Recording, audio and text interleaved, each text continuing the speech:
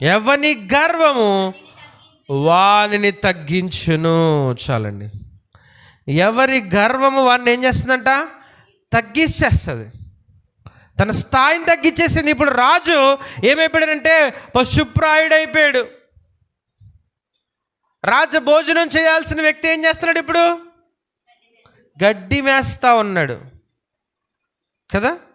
ఆలోచించండి. తర్వాత అది సామెతల గ్రంథం 16:18 చదువుదాం. సామెతలను చాలా వండర్ఫుల్గా రాస్తూ ఉన్నాడు. నాశనానికి ముందేముంటుందంటే గర్వము నడుచును. చూడండి, ఫస్ట్ నువ్వు నాశనం అయిపోవటానికి నీ ముందు ఏముంటుందని అంటే నీ జీవితంలో గర్వం ఉంటుంది. అది నడిస్తే దాని వెనకాల ఏమొస్తుంది?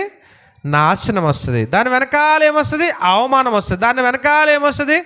తగ్గింపు. అంటే తగ్గిపోయేటువంటి పరిస్థితి ఏర్పడుతుంది అన్నమాట. ఉన్న స్థాయి నుంచి తగ్గిపోయేటువంటి పరిస్థితులు ఏర్పడతాయి. కాబట్టి ఈరోజు మనం ఆలోచించేద్దాం ప్రియమైన దేవుని బిడ్డలారా, దేవుని సంగమా.